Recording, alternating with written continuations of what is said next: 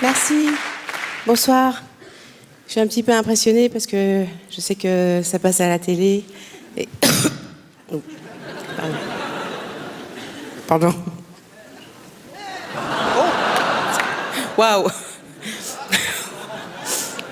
Que Dieu lui donne une coquille. C'est ce que disait ma grand-mère. Je reprends peut-être.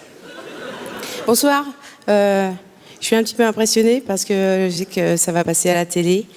Et quand ça... Non, mais je vais enchaîner. J'avale, c'est pas grave. J'ai l'habitude. Bonsoir. Je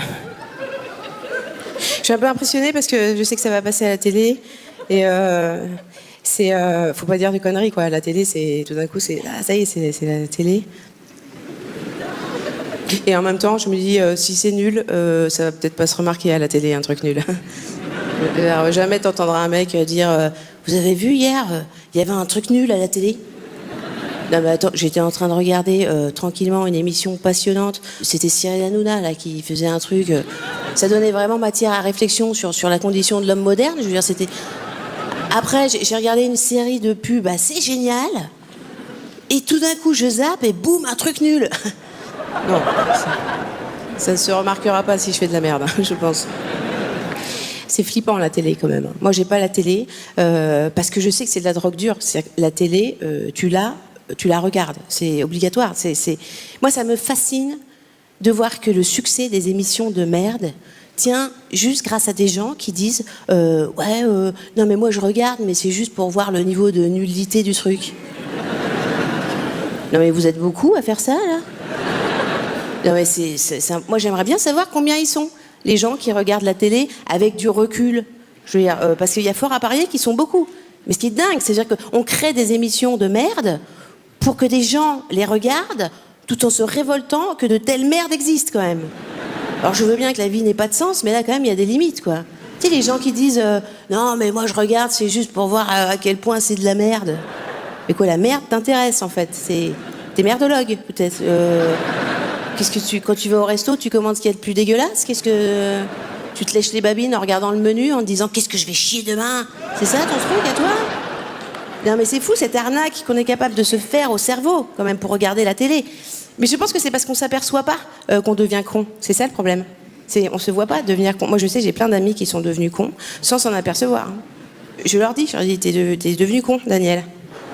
Et ceux-là, non, je crois pas. Si, t'es devenu con. Mais on se voit pas devenir con, parce qu'en fait, le cerveau, c'est un organe caché. Il est sous le crâne, on le voit pas se modifier. C'est vrai. Non, mais que tu bouffes de la merde tous les jours, tu te vois devenir gros. Hein, tu te vois dans la glace. Mais tu te vois pas devenir con. Tu t'en rends pas compte un jour devant le miroir de ta salle de bain. Putain, mais je suis en train de devenir complètement conne, là. Il faut absolument que j'arrête de regarder la télé, quoi. Non, ça se passe pas comme ça. Mais je veux dire, parce que moi on me prend pour une nazie du coup, pour une psychorigide. Je dis mais non, mais c'est bien quand même la télé. Moi ça me vide la tête.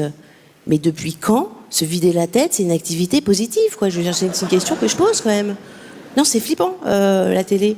Et c'est encore plus flippant de passer à la télé parce que c'est vrai que bah tu te dis t'es juste une petite crotte de plus dans un océan de merde quoi. Alors en plus il y a un thème à la soirée. Je déteste les soirées à thème. Il n'y a rien de pire que faire tapisserie dans une soirée déguisée. Voilà. Le thème, c'est donc humour sans frontières. Qui a choisi ce thème? Probablement pas un humoriste. Hein. Je veux dire, c'est pas un thème. Je veux dire, c'est un programme humanitaire à la limite, mais ça veut rien dire. C'est absurde. Ça n'existe pas. Humour sans frontières. Il n'y a pas d'humour. L'humour, c'est pas. Il n'y a pas d'humour universel. L'humour, c'est culturel. On rit pas des mêmes choses dans les mêmes pays. Je veux dire. Humour sans frontières, il n'y en a pas. Enfin, il y a des frontières dans l'humour au sein de chaque pays, ça c'est sûr. Hein. En France, c'est les Juifs. C'est la frontière à pas dépasser. Aux États-Unis, c'est les Noirs. En Roumanie, c'est les Roumains. On peut pas rire des mêmes choses partout. Hein. Et au sein de chaque pays, il y a des frontières qui sont pas les mêmes dans tous les pays. Par exemple, en France, les Roumains, c'est pas une frontière du tout. Hein. Non, en France, les Roumains, c'est très marrant. C'est très marrant. Hein. Des mecs sans bras, sans jambes, qui font la manche en plein hiver avec des bébés, c'est super marrant. Hein. C'est vraiment n'importe quel humoriste, il arrive à placer dans son spectacle « Donnez-moi !» Il cartonne, le mec. Hein. Il cartonne, non, c'est vrai. En ce moment, parce que c'est les Roumains, en ce moment. Mais il y a une question de temps aussi, de rire sur quoi. Parce que ça, c'est la loi des derniers arrivés sur le territoire.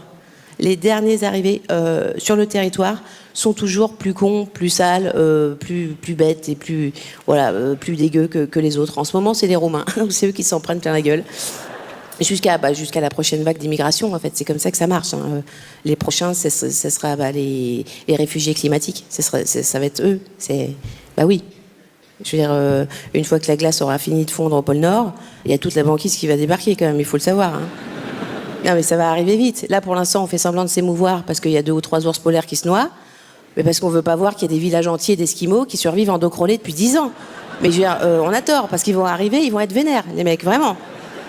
Et évidemment, ils vont demander le statut de réfugié, parce que c'est sûr que, a priori, les Esquimaux vont pas rentrer dans le cadre de l'immigration choisie. Hein. On va leur demander, alors, qu'est-ce que vous pourriez nous apporter qu'est-ce que vous savez faire des maisons en glaçons ça dégage, hein. On va les mettre dans des camps, et puis voilà. Hein. Médecin du Monde va leur filer des tentes igloos, ça leur rappellera le pays. Non, mais heureusement qu'il y a les tentes igloos, hein, pour les clochards, c'est une belle initiative. Non, c'est pratique quand même. Hein. Je veux dire, le SDF, il meurt dans sa tente, les éboueurs, ils passent, ils n'ont plus qu'à ramasser le sac poubelle. Non, c'est pratique. Et donc, une fois que les Esquimaux seront là, on ne pourra plus en mettre plein la gueule des Roumains. Hein. Ça sera terminé, parce qu'il y aura un glissement de catégorie, justement, par cette loi du dernier arrivé. C'est-à-dire que les Roumains vont gagner le statut de Chinois, hein, eux.